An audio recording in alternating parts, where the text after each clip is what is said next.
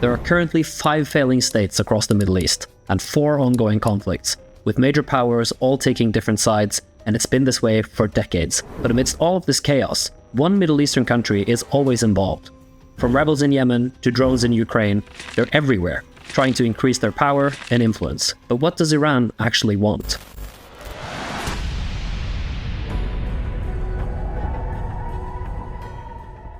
The story of Iran starts as a lot of stories about Middle Eastern countries do, with oil. In 1908, oil was found in Iran, and the Anglo-Persian Oil Company, later known as BP, yeah, the same BP that caused this, was founded by the British. As you probably know, oil is and has always been a big deal, and the discovery in Iran led to foreigners messing around for far too long. During the First World War, the British took control of the Iranian oil fields, and in reality, they never let go. Iran only got 16% of the oil profits. Or I should say, the Shah, the monarch of Iran, got 16%. The British got the rest. And the Iranian people got nothing. The Shah would spend some of the money on state building and infrastructure, but a lot of the money went into personal expenditures and palatial expenses. The Shah just wanted to live a luxurious life, and who could blame him?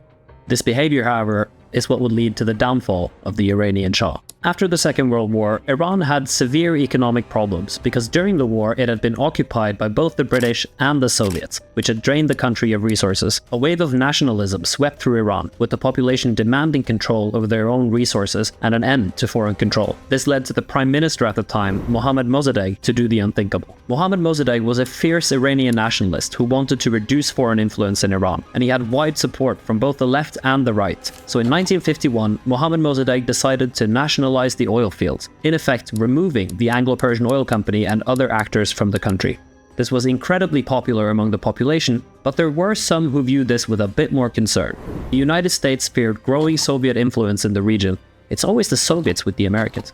And of course, the British were pissed that they no longer had their oil. So the British enforced an embargo on Iranian oil and products, froze financial assets, and took legal action. The Iranian economy went into a tailspin, and Iran struggled to find buyers for its oil.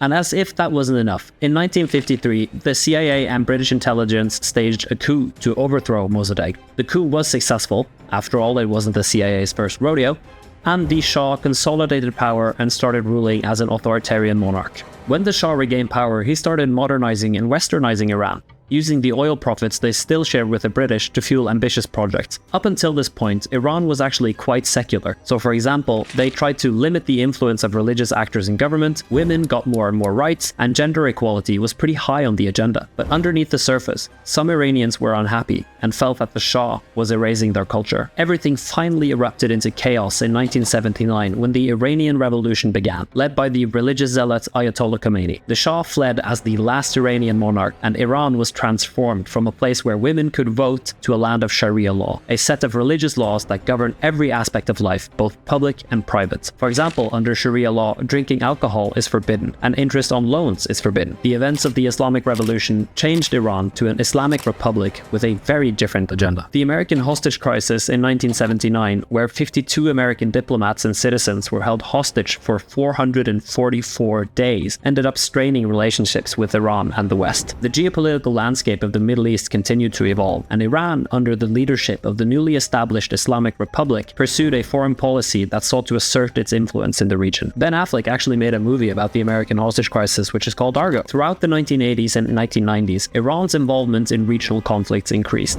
The Iran-Iraq War, which lasted from 1980 to 1988, saw Iran fighting against Saddam Hussein's Iraq. Despite the enormous cost for both countries, the war ended in a stalemate. In the aftermath of the Iran-Iraq War, Iran worked on reconstruction and trying to expand its influence beyond its own borders. This expansionist agenda was particularly evident in Iran's support for militia groups like Hezbollah in Lebanon. Hezbollah, which was formed in the early 1980s with Iranian backing, emerged as a powerful force in Lebanese politics and a significant player in the broader Middle Eastern arena. Originally, Hezbollah was founded to fight against the Israeli invasion of Lebanon, but Hezbollah's influence only grew as the war ended. Iran's support for Hezbollah, both financial and military, served as a means of projecting its influence and challenging the regional status quo. Iran's opposition to Israel has been a defining feature of its foreign policy, and the Islamic Republic's leader, including the Ayatollah Khomeini and his successor Ayatollah Khamenei, sounds very similar, Galileo Galilei, regularly denounced Israel as an illegitimate state and has called for its destruction multiple times. This rhetoric, coupled with Iran's support for anti-Israeli militant groups,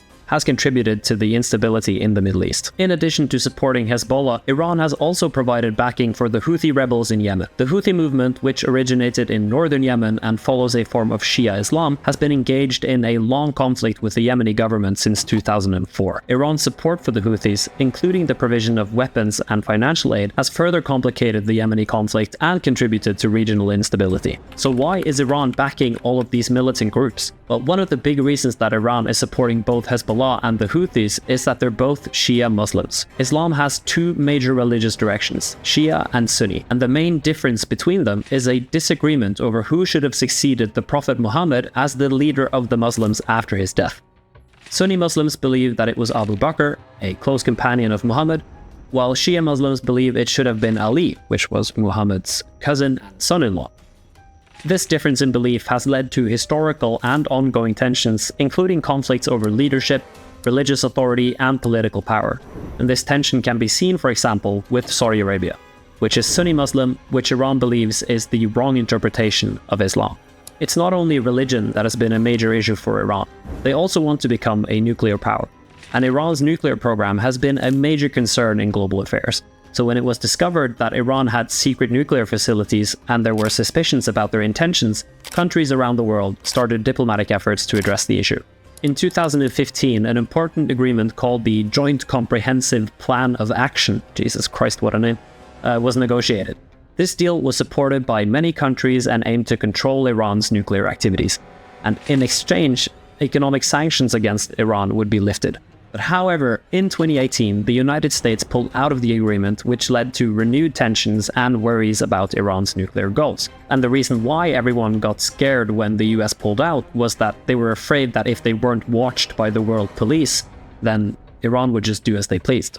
Despite all of these challenges and a lot of economic sanctions to boot, Iran remains a significant player in Middle Eastern politics, and its influence extends well across its own borders. Their interactions with neighboring states as well as major global powers continue to shape the dynamics of the region. For example, do you remember those Houthis I talked about? In late 2023, the Houthis started attacking ships in the Bab el-Mandeb Strait in the Red Sea, which they say is in solidarity with the Palestinians. And this strait is one of the world's busiest shipping lanes, accounting for 30% of the world's container ship traffic, forcing some of these ships to go around the Cape of Good Hope instead.